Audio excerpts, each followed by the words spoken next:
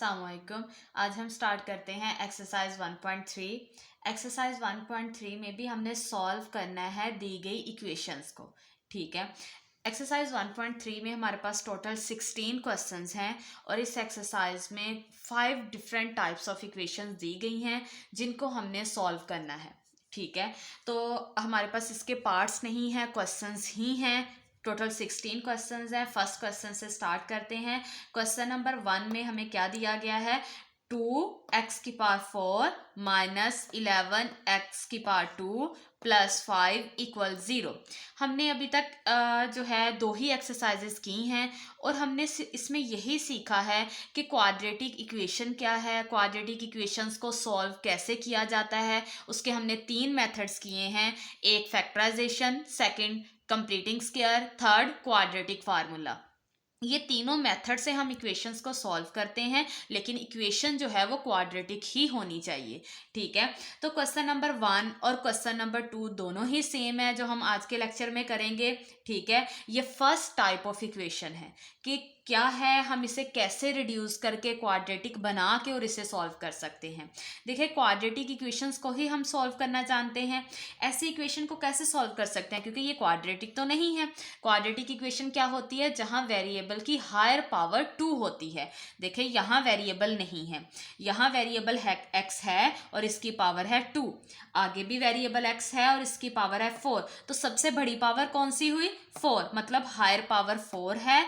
तो यहाँ पे इस इक्वेशन की डिग्री 4 है, तो डिग्री 4 ये तो क्वाड्रेटिक ना हुई। क्वाड्रेटिक तो वही इक्वेशन होती है जिसकी हायर पावर 2 होती है, मतलब डिग्री 2 होती है, ना 2 से कम ना 2 से ज्यादा। तो ये क्वाड्रेटिक इक्वेशन नहीं है। हम इसे पहले क्वाड्रेटिक इक्वेशन बनाएंगे, फिर इसे सॉल्व करेंगे, मतलब इसे क्वाड्रेटिक इक्वेशन में रिड्यूस कर लेंगे। कैसे कर सकते हैं इसे सॉल्व? ठीक है, इक्वेशन तो है, यहाँ पे इक्वल साइन मतलब इक्वेशन है, इक्वालिटी के बाद 0, ये इसकी स्टैंडर्ड और जनरल फॉर्म है। मसला है तो यहाँ पे पावर का कि हायर पावर 4 है, 2 क्यों नहीं है। ठीक है, अच्छा, उससे पहले बनाने से पहले, सॉल्व करने से पहले देख लेते हैं, यहाँ पे इसका कोएफिशिएंट 2 है, यहाँ 11 है, यहाँ 5 है। तीनों ही डिफरेंट हैं, डिफरेंट टेबल्स में आते हैं, एक ही टेबल में नहीं आते, इसमें से कुछ कॉमन नहीं है। हम क्या करेंगे, जो भी इक्वेशन हमें दी गई है 2x⁴ minus 11x² plus 5 equal 0, इसे एज इट इज लिखेंगे जो हमें क्वेश्चन में दिया है और इसे एक इक्वेशन का नाम दे लेंगे। मैं इसे 1 का ही नेम दे लेती हूँ। ठीक हो गया। अब मैं लेट करूंगी खुद से। ठीक है, लेट करूंगी। यहाँ पे ये देखें, हमारे पास हायर पावर क्या है? 4, x⁴, इसे कुछ नहीं करना। जो इससे कम है वो है x⁴। मैं लेट कर लूंगी, वो जो कम वेरिएबल की पावर है x⁴, वो किसके इक्वल है? y के। मैं यहाँ पे एक नया वेरिएबल इंट्रोड्यूस करवाऊंगी ताकि ये क्वाड्रेटिक इक्वेशन बन सके और मैं इसे सॉल्व कर सकूं। ठीक है, ऐसे में हम इसे सॉल्व नहीं कर सकते, ना मैं इस पे फैक्टराइजेशन लगा सकती हूँ, ना कंप्लीटिंग स्क्वायर लगा सकते हैं, ना ही क्वाड्रेटिक फार्मूला। क्यों? क्योंकि ये क्वाड्रेटिक इक्वेशन नहीं है। ठीक हो गया। अब मैंने लेट कर लिया कि x² जो है वो किसके इक्वल है? y के। आपने हमेशा पहले देखना है कि सबसे बड़ी पावर कौन सी है, उसे छोड़ देना है और उससे कम वाली पावर को लेट करना है। ठीक है, ये हमारे पास फर्स्ट टाइप ऑफ इक्वेशन है जिसे हम रिड्यूस करेंगे, क्वाड्रेटिक बनाएंगे और सॉल्व करेंगे। ओके हो गया। अब ये जो लेट किया है, अब बोथ साइड में क्या करूंगी? स्क्वायर लूंगी, टेकिंग स्क्वायर।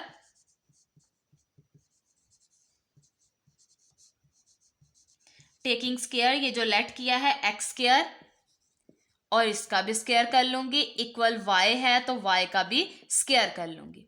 यहाँ पे क्या है? पावर पावर से मल्टीप्लाई हो जाएगी, 2 2s are 4 इक्वल ये क्या हो जाएगा? y²। ठीक है, अब मैं इक्वेशन 1 में वापस आऊंगी। इक्वेशन 1 में ये वैल्यूज पुट करूंगी, यहाँ पे पुट इन 1 भी कह सकते हैं या फिर इक्वेशन 1 को इम्प्लाइज भी करवा सकते हैं। इसका मतलब है मैं इक्वेशन 1 में चेंजिंग करने जा रही हूँ। क्या चेंज कर रही हूँ? यहाँ पे पहले इक्वेशन 1 ये है, ठीक है, उसमें पहले 2 है तो मैं 2 लिख लूंगी। 2 किसके साथ मल्टीप्लाई हो रहा है? x⁴ से, और मेरा x⁴ क्या है? y²। मैं यहां लिख दूंगी y² माइनस 11 किससे मल्टीप्लाई हो रहा है? x⁴ से, और मैंने x⁴ को क्या रखा है? y, तो मैं यहां y लिख लूंगी, प्लस 5 इक्वल 0, ये ऐसे ही रहेगा।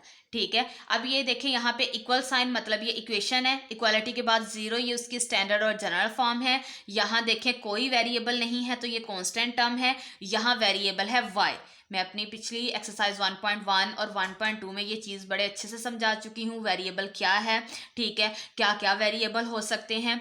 यहाँ पे वेरिएबल है y की पावर 1 का मतलब है ये लीनियर टर्म है, और यहाँ वेरिएबल y की पावर 2। ठीक है, इसका मतलब है ये हायर पावर 2 हुई, इसकी डिग्री 2 हुई, और इसे कह सकते हैं डिग्री 2, तो ये क्वाड्रेटिक इक्वेशन है। मैंने इसे क्वाड्रेटिक इक्वेशन बना लिया है।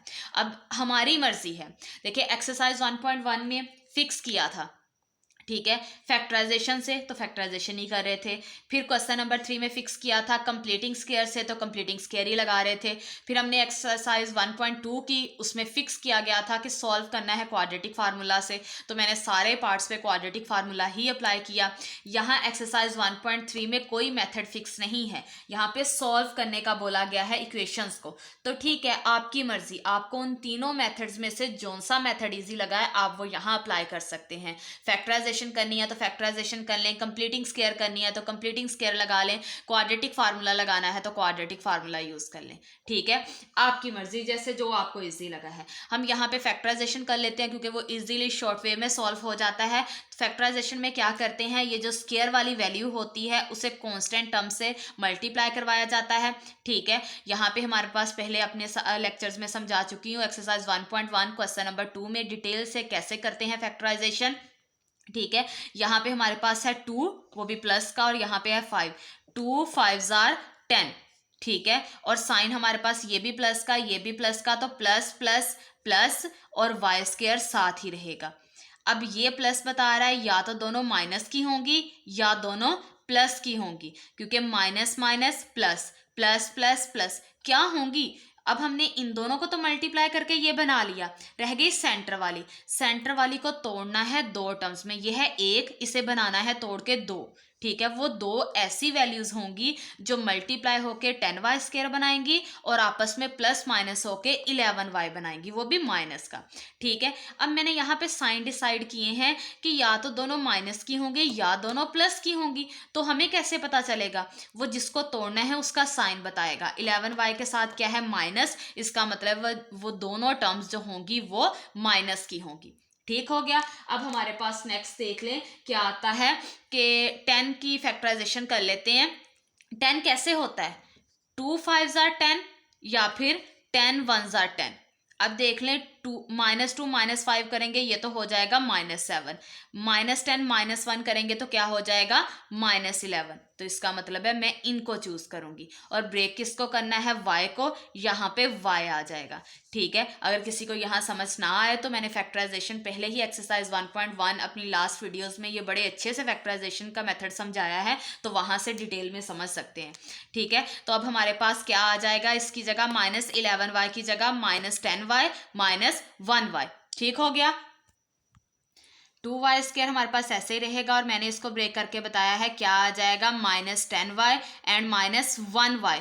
तो 1 ना भी लिखूं, अंडरस्टूड है, यहाँ पे 1 मौजूद है, और ये +5 ऐसे ही रहेगा, इक्वल 0।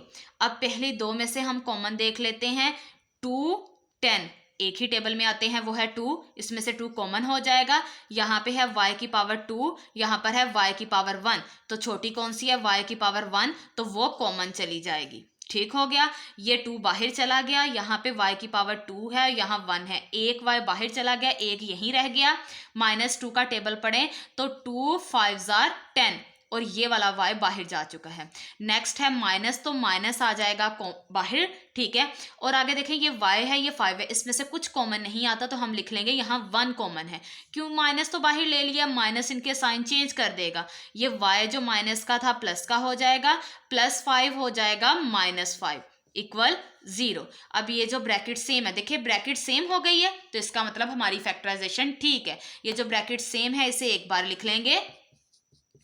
ठीक है, और ये बाहर वाली वैल्यू जो है 2y -1, इनको इकट्ठा कर देंगे, इक्वल 0। अब नेक्स्ट हम क्या करेंगे, ये दो फैक्टर्स हैं, दोनों फैक्टर्स मल्टीप्लाई हो रहे हैं, इक्वल किसके है, 0 के, तो इसका मतलब है y -5 भी 0 के इक्वल है, 2y -1 भी 0 के इक्वल है, तो इनको इक्वल रखेंगे और हम अच्छा, इसको जीरो इक्वल रखने से पहले ये जो है हमारे पास क्वेश्चन की स्टेटमेंट और ये जो मैंने लेट किया था इसकी हमें ज़रूरत पड़ेगी, तो मैं इसे एक साइड पे पहले करके लिख लेती हूँ। यहाँ पे हमारे पास क्या है, क्वेश्चन की स्टेटमेंट है 2x⁴ minus 11x² plus 5 equal 0। ये है क्वेश्चन की स्टेटमेंट और मैंने लेट किया है x² इक्वल y, क्योंकि ये इक्वेशन ऐसे सॉल्व नहीं हो रही थी, तो मैंने अपनी आसानी के लिए हमने अपनी आसानी के लिए कि हमें तो सिर्फ क्वाड्रेटिक इक्वेशंस को सॉल्व करने के मेथड्स आते हैं, इसलिए लेट की थी ये चीज़ और फिर आगे ये सारा सिंप्लीफाई किया है। ठीक है, इसकी हमें ज़रूरत पड़ेगी, इसलिए मैंने पहले स्टार्ट पे करके लिख लिया है। अब नेक्स्ट इस फैक्टर को भी 0 के इक्वल रखते हैं और इस फैक्टर को भी 0 के इक्वल रखते हैं। सेंटर में हम लाइन लगा लेंगे। ठीक है, तो पहला फैक्टर है y-5, उसको भी इक्वल 0 रख लेंगे। 2y-1 ये सेकंड फैक्टर है, उसको भी इक्वल 0 रख लेंगे। ठीक है, y यही रहेगा 0, -5 दूसरी साइड पर जाकर हो जाएगा +5 और 0 प्लस हो या माइनस हो उस वैल्यू को कोई फर्क नहीं पड़ेगा, 5 वैसे का वैसा ही रहेगा। अब यहाँ देख लें 2y इक्वल 0, -1 दूसरी साइड पर जाकर हो जाएगा +1, 2y तो 0 1 में प्लस हो तो कोई फर्क नहीं पड़ेगा, 1 प्लस का वैसे ही रहेगा। y इक्वल 1, 2 यहाँ जो है वो मल्टीप्लाई हो रहा है, दूसरी साइड पर जाकर क्या हो जाएगा, डिवाइड। अच्छा, ये तो है y वेरिएबल जिसका आंसर हमारे पास 5 आ गया है और एक आ गया है 1/2। लेकिन ये तो आंसर सोल्यूशन सेट में नहीं जाएंगे। क्यों नहीं जा सकते? क्योंकि हमारे क्वेश्चन की स्टेटमेंट देखें, क्वेश्चन की स्टेटमेंट में कौन सा वेरिएबल गिवन है, x। क्वेश्चन की स्टेटमेंट में x वेरिएबल है, इसका मतलब है हमें x का ही आंसर देना है। ये y तो हम अपनी आसानी के लिए लेके आए थे क्योंकि हमें क्वेश्चंस का सॉल्व करने के मेथड्स नहीं मिल रहे थे, उसे क्वाड्रेटिक बनाने के लिए हमने y एक नया वेरिएबल इंट्रोड्यूस, तो फिर हम क्या करेंगे, हमें आंसर तो x के ही देने हैं। ठीक है, तो y तो हम अपनी आसानी के लिए लेके आए हुए हैं, इसलिए आप क्या करेंगे कि y, जैसे मैं y लेके आई थी, मैंने y कैसे लेके आई थी, लेट किया था y किसके इक्वल, x² के, तो मैं वो वापस वैल्यू यहाँ पर रखूंगी ताकि x के आंसर दे सकूं और जो क्वेश्चन में स्टेटमेंट में जो वेरिएबल गिवन है उसका आंसर दे सकूं। ठीक है, उसी का आंसर ही सोल्यूशन सेट में लिखा जाएगा। ठीक हो गया, इसीलिए मैंने इसे पहले ही साइड पे लिखा था क्योंकि हमें इसकी ज़रूरत थी। अब y मैं कैसे लेके आई थी, y इक्वल रखा था x² के, तो मैं यहाँ पे y की जगह लिखूंगी x² इक्वल 5 और यहाँ पर भी y की जगह लिखूंगी x² इक्वल 1/2। ठीक हो गया। अब ये देखें x², मुझे तो x वेरिएबल का आंसर देना है। ठीक है, तो स्क्वायर कैसे खत्म होगा, स्क्वायर रूट से। यहाँ पे स्क्वायर रूट ले लूंगी,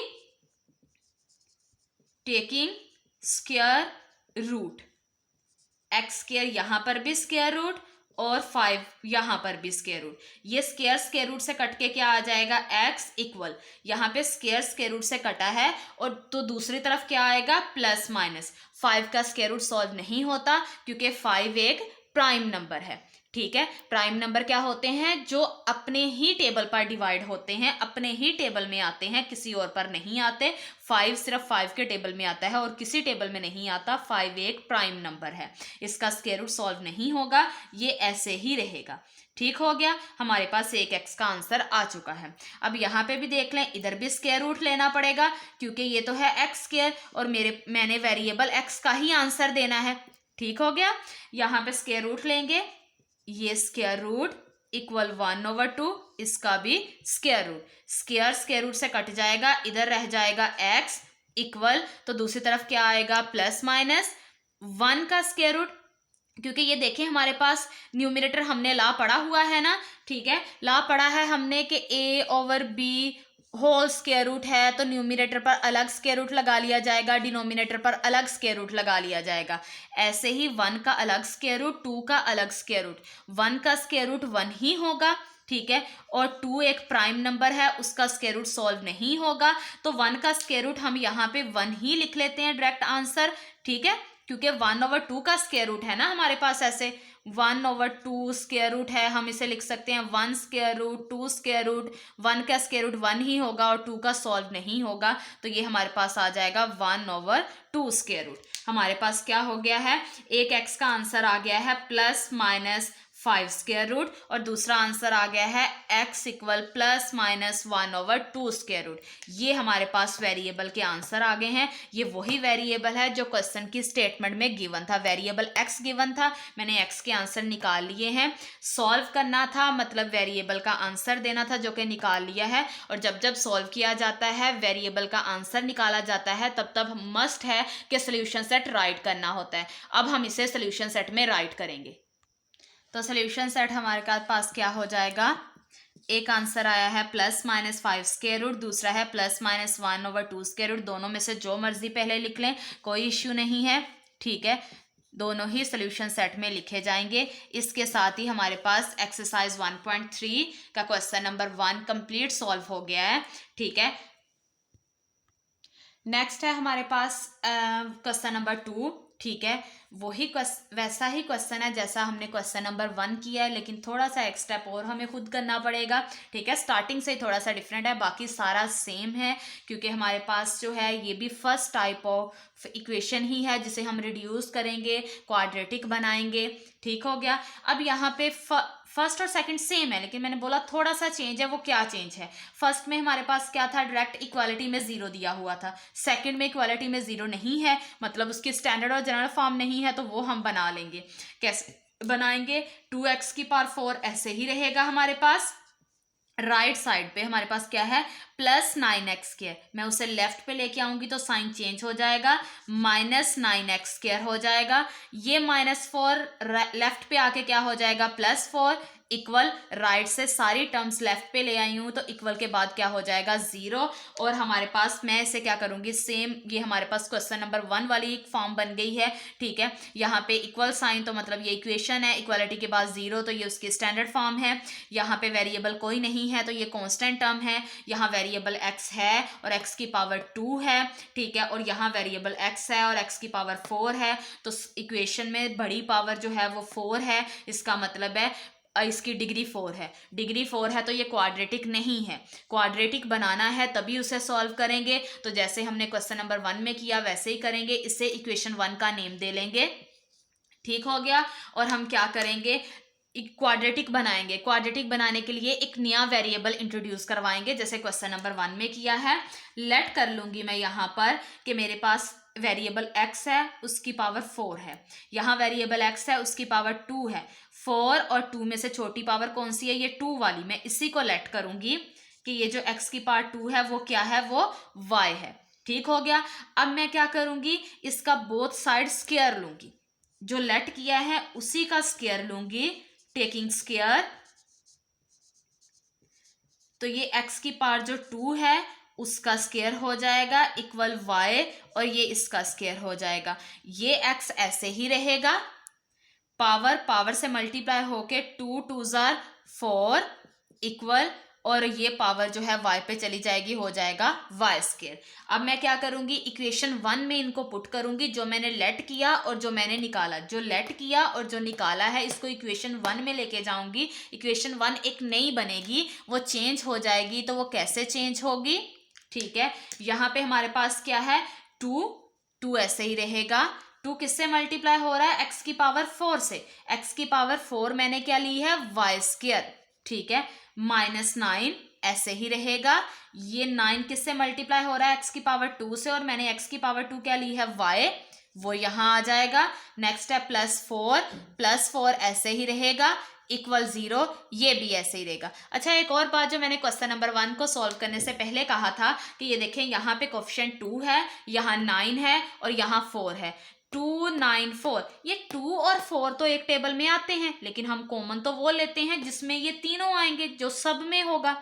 2 9 4 किसी एक टेबल में नहीं आते, इसलिए इसमें से कुछ कॉमन भी नहीं लिया था, ठीक है। अब ये हमारे पास देखें, ये इक्वल का साइन, तो ये इक्वेशन है। इक्वालिटी के बाद 0, तो ये उसकी स्टैंडर्ड और जनरल फॉर्म है। यहाँ कोई वेरिएबल नहीं है, तो ये कांस्टेंट टर्म है। यहाँ वेरिएबल y और इसकी पावर 1, तो ये लीनियर टर्म है। यहाँ वेरिएबल y और इसकी पावर 2, मतलब इसकी हायर पावर क्या हुई, 2। हायर पावर 2 है मतलब डिग्री 2 है, तो ये उसकी क्वाड्रेटिक इक्वेशन है। लेकिन एक वेरिएबल नया आ गया है, वो है y, ठीक है, क्वाड्रेटिक इक्वेशन बन गई है। अब आपको जो मेथड इजी लगता है वो नेक्स्ट आप लगा सकते हो, चाहे फैक्टराइजेशन कर ले, चाहे कंप्लीटिंग स्क्वायर कर ले, चाहे क्वाड्रेटिक फार्मूला को यूज कर लें, जो आप लोग को इजी लगे, आपकी मर्जी है। ठीक है, क्योंकि यहाँ पे कोई मेथड फिक्स नहीं किया है, तो हम फैक्टराइजेशन ही कर लेते हैं क्योंकि वो इजीली शॉर्ट वे में सॉल्व हो जाता है। तो जब मैं इसके फैक्टर्स बनाऊंगी तो हमारे पास क्या हो जाएगा, 2 स्क्वायर वाली को क्या किया जाता है, कांस्टेंट टर्म से मल्टीप्लाई किया जाता है। यहाँ पे है +2, यहाँ पे है +4, तो 2 4s are 8, दोनों ही प्लस के थे, इसके साथ प्लस आ जाएगा और ये वाई स्क्वायर साथ ही रहेगा। अब ये प्लस कैसे आया है, कैसे आ सकता है, minus minus minus minus plus, क्योंकि मल्टीप्लाई में ऐसे ही देखा जाता है, या फिर प्लस प्लस प्लस, ये इन दो तरीकों से ही प्लस आ सकता है। इन दोनों को मल्टीप्लाई करके तो ये बना लिया है, तो तोड़ना है सेंटर वाली को, ये 1 है, इसको 2 बनाना है। वो 2 कौन सी होंगी, वो हम इसको देखेंगे कि वो 2 टर्म्स ऐसी होंगी जो मल्टीप्लाई होके ये बनाएंगी और प्लस माइनस होके ये खुद बन जाएगा। ठीक हो गया। अब ये देखिए हमारे पास जो है साइन कौन सा होगा, माइनस माइनस वाला या प्लस प्लस वाला, तो वो इसी का साइन डिसाइड करेगा जिसको हमने तोड़ना है। 9 को तोड़ना है, उसके साथ साइन कौन सा है, माइनस, इसका मतलब है जो मैंने 2 नई टर्म्स लेनी है वो दोनों माइनस की होंगी। 8 देख लेते हैं, 8 कैसे आता है, 2 4s are 8, ठीक है, या फिर 8 1s are 8। अब ये देखें, अगर मैं इसके साथ, दोनों माइनस की लेनी है ना, अगर इसके साथ माइनस इसके साथ माइनस लगाती हूँ तो ये दोनों आपस में सॉल्व होके -2 -4 माइनस माइनस प्लस, ठीक है, 4 और 2 ऐड करें 6, और साइन ग्रेटर वैल्यू माइनस का ही रहेगा क्योंकि 4 ग्रेटर है, तो ये मुझे तो -9 चाहिए, इसका मतलब मैं ये पेयर तो नहीं लूंगी। अब इसके साथ माइनस माइनस लगा के देखती हूँ, ठीक है, माइनस माइनस प्लस, 8 में 1 ऐड किए 9, और साइन ग्रेटर वैल्यू माइनस का, इसका मतलब ये ठीक है, मैं इसको चूज करूंगी। और मैं किसको तोड़ी हूँ, 9 तो बन गया, साथ क्या है, y, y इसके साथ भी आ जाएगा, y इसके साथ भी आ जाएगा, मतलब अब हम लिखेंगे 9y की जगह पे -8y एंड -1y। ठीक हो, यहाँ पे ये 2y² ऐसे ही रहेगा, इसको हमने अभी ब्रेक करके मैंने आपको बताया क्या आएगा, -8y -1y। तो यहाँ पे अंडरस्टूड है कि 1 मौजूद है, आप 1 लिखें या ना लिखें एक ही बात है, कोई इश्यू नहीं है। +4 अपनी ही जगह पर रहेगा, इक्वल 0। अब ये फर्स्ट 2 में से देखें क्या कॉमन आता है, ये 2 है, ये 8 है, 2 और 8 2 के टेबल में आते हैं, 2 इसमें से कॉमन आ जाएगा। यहाँ y की पावर 2 है, यहाँ y की पावर 1 है, तो दोनों में से छोटी कौन सी है, y की पावर 1, वो यहाँ कॉमन हो जाएगी। जहाँ पे साथ कोई कोएफिशिएंट नहीं होता वहाँ 1 होता है, ऊपर कोई पावर नहीं है, तो इसका मतलब वहाँ पे भी 1 है, वो भी प्लस का। ठीक हो गया। यहाँ पे ये 2 बाहर चला गया है और इसमें से एक y बाहर चला गया है और एक यहाँ आ जाएगा, माइनस ऐसे ही रहेगा क्योंकि बाहर कोई साइन लिया ही नहीं है, तो मतलब प्लस है, तो प्लस तो साइन चेंज नहीं करता। 2 का टेबल पढ़े कहाँ जाके 8 आता है, 2 4s are 8, और ये y बाहर चला गया है। नेक्स्ट ये माइनस है वो बाहर कर लें, इसमें और इसमें कुछ कॉमन नहीं आता तो मैं बाहर 1 लगा लेती हूँ, ब्रैकेट लगाएंगे, बाहर माइनस लिया है, इसका मतलब अंदर वाले साइन चेंज हो जाएंगे, ये जो y माइनस का था वो प्लस का हो जाएगा, ये जो +4 था वो -4 हो जाएगा, इक्वल 0। देखें ब्रैकेट सेम है, y -4, इसका मतलब है आपकी फैक्टराइजेशन ठीक है। ब्रैकेट में ना सिर्फ वैल्यूज बल्कि उनके साइन भी सारा कुछ सेम होना चाहिए, तभी फैक्टराइजेशन ठीक होती है। ब्रैकेट सेम है तो उसे एक बार लिख लेंगे, ठीक है, और ये जो बाहर वाली वैल्यूज है 2y -1, इनको इकट्ठा कर देंगे साइन के साथ ही, इक्वल 0। ये जरूरी नहीं है कि जो सेम ब्रैकेट है उसे ही पहले लिखना है, आप इसे भी पहले लिख सकते हो, होना तो दोनों ने मल्टीप्लाई है, आपकी मर्जी, जैसे आप पहले लिख लो। फिर हम क्या करेंगे, सेंटर में लाइन लगाएंगे, ये जो पहला फैक्टर है y -4 ये भी 0 के इक्वल है, और ये जो दूसरी ब्रैकेट है, दूसरा फैक्टर है 2y -1, ये भी 0 के इक्वल है। y यही रहेगा 0, -4 दूसरी साइड पर जाकर क्या हो जाएगा, +4, y इक्वल 0 में 4 ऐड करें तो 4 ही रहेगा। ठीक हो गया। 2y इक्वल 0, -1 दूसरी साइड पर जाकर क्या हो जाएगा, +1, 2y ऐसे ही रहेगा, और 0 1 को कोई फर्क नहीं करेगा, मतलब प्लस होके कोई फर्क नहीं आएगा, 1 1 ही रहेगा। ठीक है, नेक्स्ट अब हम क्या करेंगे, अच्छा यहाँ पे भी ऐसे ही कर लेते हैं, ये जो क्वेश्चन की स्टेटमेंट है इसे साइड पे लिख लेते हैं क्योंकि इसकी हमें ज़रूरत है। 2x⁴ इक्वल 9x² -4, और मैंने इसको सॉल्व करने के लिए जो लेट किया था वो था x² इक्वल y। ये तो मैंने लेट किया ना, ये तो आगे सॉल्व करके निकाला है, लेट किया ही उठाना है यहाँ से। वो क्या लेट किया था? x² equal y। ठीक है, इसे मैंने साइड पे लिख लिया क्योंकि नेक्स्ट हमने इसे यूज करना है। ये हमारे पास ये सेंटर में लाइन ऐसे ही रहेगी, y इक्वल 4 एक आंसर आ चुका है, इसे ऐसे ही लिख लूंगी। और दूसरी साइड पे हमारे पास क्या है? 2y इक्वल 1, तो ये y जो है यहीं रहेगा इक्वल 1। 2 जो है इधर मल्टीप्लाई हो रहा है, उधर जाकर क्या हो जाएगा? डिवाइड, मतलब उसके डिनोमिनेटर में चला जाएगा।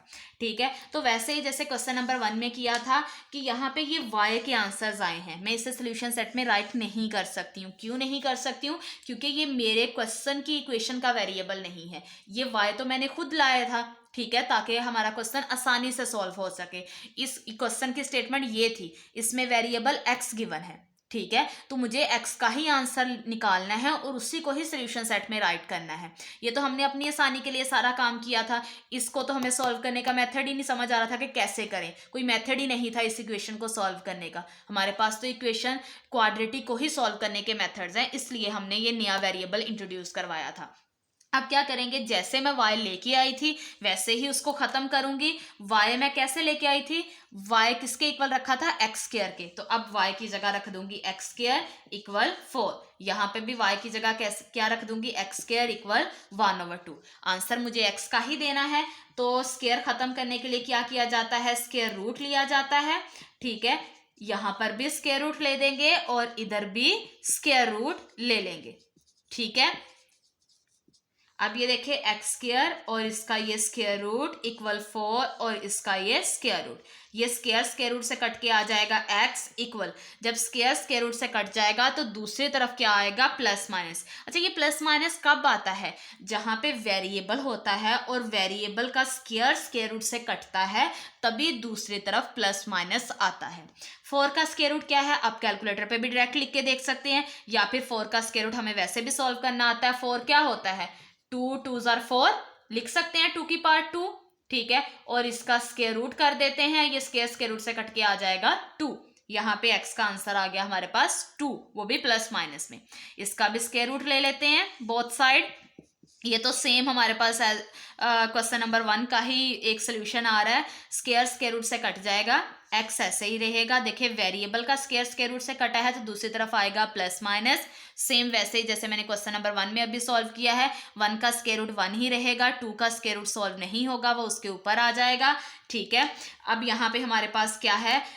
एक x का आंसर ये आ गया है और दूसरा x का आंसर ये आ गया है। ठीक है, ये मैंने आपको उसमें बताया कि कौन सा ला क्वेश्चन नंबर 1 में, अपने पहले क्वेश्चन में, इसी वीडियो में बताया कि कैसे इसको सॉल्व करते हैं, कि ये होल पावर है तो न्यूमिनेटर पर अलग हो जाएगी, डिनोमिनेटर पर अलग हो जाएगी, और 1 का स्क्वायर रूट 1 ही होगा और 2 का स्क्वायर रूट सॉल्व नहीं होगा तो वो उसके ऊपर आ जाएगा। ठीक है, हमने सॉल्व कर लिया इक्वेशन को, इक्वेशन का जो वेरिएबल था उसके आंसर्स निकाल लिए हैं, तो इस मस्ट है कि हम इसका सोल्यूशन सेट भी राइट करेंगे। तो हमारे पास सोल्यूशन सेट में क्या आ जाएगा? प्लस माइनस 2 और प्लस माइनस 1/2 स्क्वायर रूट। दोनों में से जो मर्जी पहले सोल्यूशन सेट में लिख देते, आपकी अपनी मर्जी थी। ठीक है, इसके साथ ही हमारा एक्सरसाइज 1.3 का क्वेश्चन नंबर 1 और क्वेश्चन नंबर 2 दोनों ही सॉल्व हो गए हैं, और ये दोनों ही सेम थे। बाकी आगे जो हैं वो डिफरेंट मेथड से होने हैं, मतलब वो डिफरेंट टाइप्स ऑफ इक्वेशन है। ठीक है,